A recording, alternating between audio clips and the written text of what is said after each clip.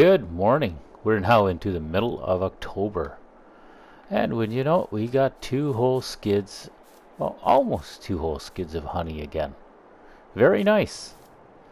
The bees are definitely doing their job, and we are very thankful for that.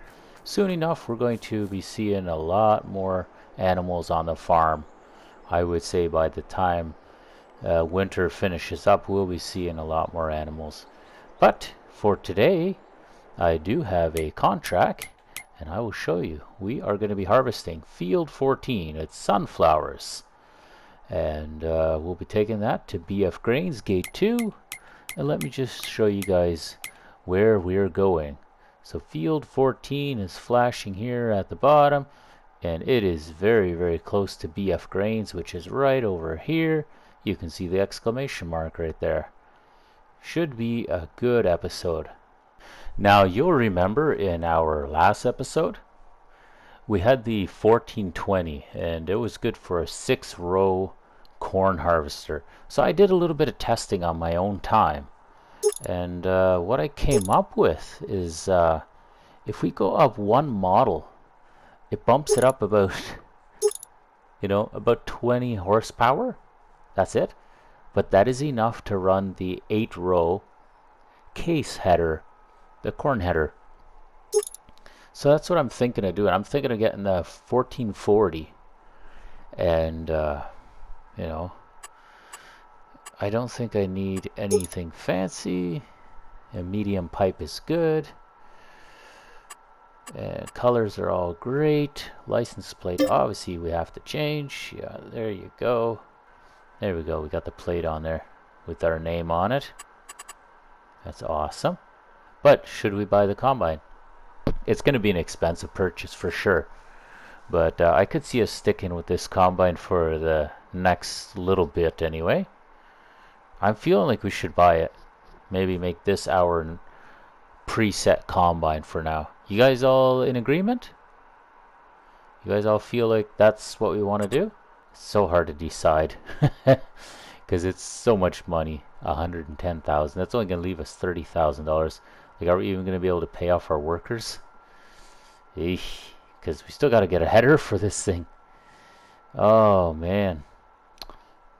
Oh dear. It's a hard choice. But you know what? I think we have to do it. I think we have to bite the bullet and actually buy it. Last call, guys. Last call. Alright, there it is. Okay, now $53,000 for this header. Goodness. This one we're just renting. We're not paying $53,000. We don't even have that kind of money. There you go. Alrighty, let's see what the damage is. There's our combine. Combine number 2 for us. Look at that. She's a beauty, but wow, did she ever cost a pretty penny. Hey, it does have a hitch from the look of it. That's cool. Very nice. The truck and trailer you see over there, that's from the farmer's equipment. He allowed us to rent his combine as well, and that combine's already on the field working as we speak. So that's pretty good. And now, just to test, to make sure that this is going to work proper, we're going to hook up this header, and we're going to turn on. And you can see, everything's working proper. Just chugging right along. Well guys, there's combine number 2 for us. The other one we sold, the old FAR. Now we're in the 1440. This one's going to have to put on at least 10 hours before we sell it to make it worthwhile. Oh my, what have we done? Now it is worth mentioning, the reason why there was so much money to start with is because on my downtime I did field number 2, and it was a massive field. Like, I think I think it's the second biggest field in the game, and I did that one all with sunflowers and rented combines. And let me tell you, It was just absolutely huge. It was crazy. So yeah, that's what I was working on in my downtime. And so now we had a little bit of extra money, which is what afforded us the opportunity to buy this combine here, the one that we're driving in right now. I have to say, I'm liking it. It does look pretty darn good, doesn't it? Just got that quilting that case combines and tractors were known for on the headliner. Seat has that same quilting. Backrest has that quilting. It feels like a case combine through and through, and I'm loving it. As you can see, off to our left hand side is field 11, and that's all sunflowers too. So there's a decent sized contract there as well. And with this combine in tow now, finally purchased another combine. It should prove to be pretty nice, I would imagine. Should be able to make some decent coin. But we'll see if we get the contract or not. You know, let's not count our chicks before they hatch. Now, as you can see, the farmer's combine has been very busy, very productive, which is wonderful news. And we are using the farmer's truck as well, just because it was all part of this contract agreement to use his combine and his truck. We figure we may as well use it. The other combine is on its way over here. It should be here any minute now. And we're going to probably put him on the far side there and get him going as well. Well, here's our moment of truth. We get to see if this combine can actually do an 8-row. It wants to fire up, but can it harvest? For some reason, I cannot drive. I guess the header's too big? Alright, let's see.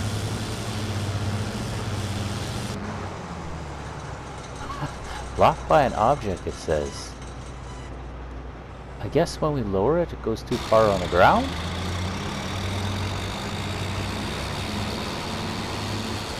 Or what is the deal? Is the header too heavy? That is wild. It has no power to drive with this header. It can run it, but it can't drive it. That is unbelievable. Oh man, what else is new? So I still can't use this header. Even though I can power it, I still can't use it. Oh, what do we have to do to use this stupid header? Alright, well, first thing we're going to do, I need to find out, is there a horsepower rating for this? It doesn't give us a horsepower rating. It simply says it's a 3-ton. That's the weight of it. And the John Deere is only 2.6 tons. Same. It's the same speed. It's same width. Colossus is kind of the same. This one is an 8-row.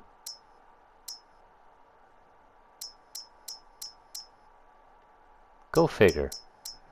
I just don't know. I just don't know what to tell you guys. That's just unbelievable.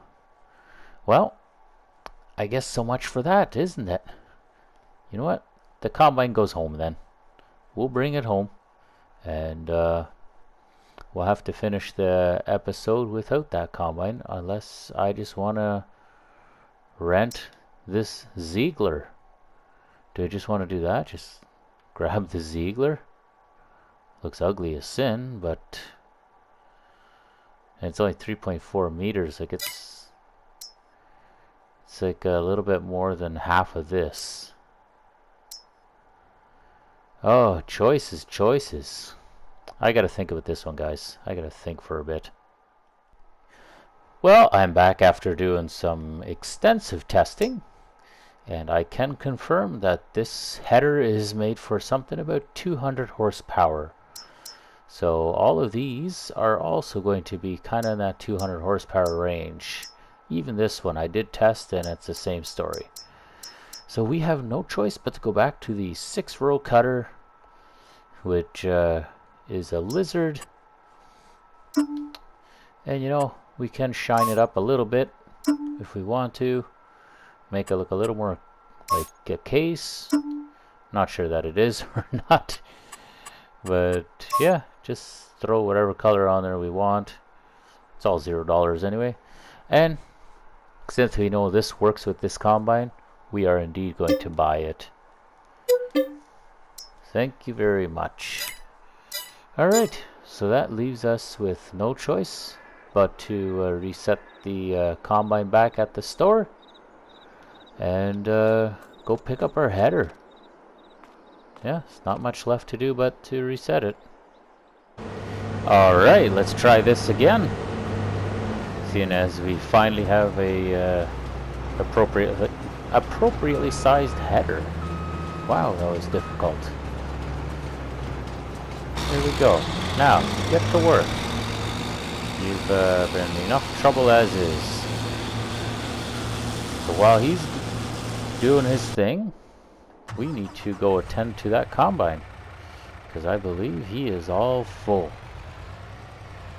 And aren't we lucky that this whole load just gets dumped straight up ahead to BF Grains, which, you know, is only a hop, skip, and a jump away. Now, seeing as it's about 85% full, I think that's quite full enough, especially because our elevator is literally just up ahead. And this one was for gate number 2. That is where we are dumping. So that is right here. And we shall see. Not sure which is dumping first. Possibly. There we go. So hopefully this field doesn't have to take too long after our giant fiasco with our combine there. And yeah, hopefully we can start to actually utilize that combine, seeing as we just bought a combine and the header. Oh dear, it's one of those episodes again, isn't it? It wouldn't be one of my episodes if there wasn't a little bit of chaos, a little bit of wasting money. For some reason that just seems to be my style. It is quite amusing to me. You see this whole yellow patch that the farmer's combine has done, and then you see the little brown patch that my combine has done. Obviously my combine goes a lot slower and it has a much smaller header, but then you double that down with the fact that we had the technical difficulties with my combine. So all in all, it's like my combine hasn't really done a lot of work, for being honest, which kind of sucks, but what do you do? It'll get its workout someday soon. Yes, there's definitely going to be some stuff to do yet with that combine, and I'm sure at some point we're going to be able to put a nice 14 or 18 foot reel header on it and then really put it to work, see what it's good for.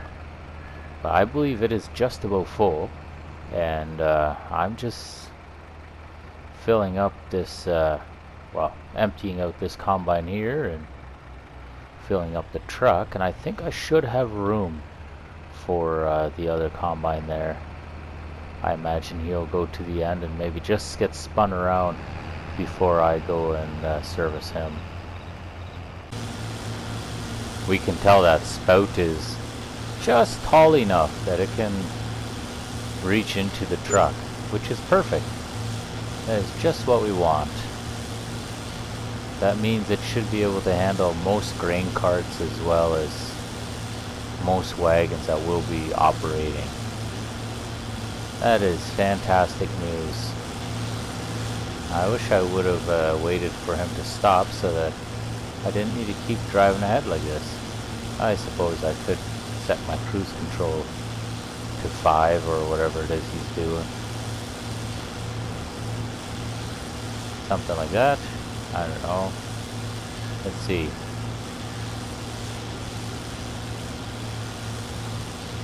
I think so. Almost appears to be the right speed. There we go. 6 it is. That's what all the combine is doing. It appears to be empty anyway, so we'll leave them in peace. And then we're going to go bring this on back to the BF grains to gate 2. I guess technically the contract is done now. There's still a little bit left in the combines, and you can see the big combine is just coming back now, and so it'll have a little bit in it yet. So what I'm going to do, I just want to take whatever we have left in these combines here, and I want to bring them back to my house, because I have a feeling that we can use the sunflower seed as pig food. Just a sneaking suspicion I get. I can't confirm it yet, but something tells me that's probably something we can do, because I believe the pigs eat pretty well everything. And there we have it. That combine all done. Oops. Now let's go get that other combine. Here we are. We'll dump him into the truck as well. There we go. And then we'll bring it back to my yard, and we will collect our contract payment. There was about, I don't know, about $3,000 worth of extra seed that we received from when we finished. Yeah, there was a little bit of extra harvest income. So there we go. That combine can stay where it is. We shall grab this truck, and we shall bring this back to our yard. We'll see you guys there. You can see in the shed we've got a couple different grains sitting there already. Looks like wheat off on the one side. We got just a tiny little pile of corn, and then here in this side here we have our nope, where is it now? What am I looking at here? Unload here, please. Yeah, this is where our sunflower is. If I get stuck, then that would not be good. Yep, my wonderful ideas are already not paying off. Fantastic. Alright. Well, I guess that just means we dump it right here. And we'll use the loader. There we go. And we'll just push that all to the side with the Super M. Get that all into one pile. That's at least the thought for now. So there you have it. Anyway, we will go and check out that contract. There it is, worth 11,300, and collect. Very nice. So that is it. That will do for this episode. Thanks a lot, guys. Thanks for hanging around. Thanks for coming with me and helping me combine the soybeans. It was a good day, and I'm looking forward to seeing what else we're gonna have going on here right shortly. Till the next time, take care of yourselves, and we'll see you next week. Bye.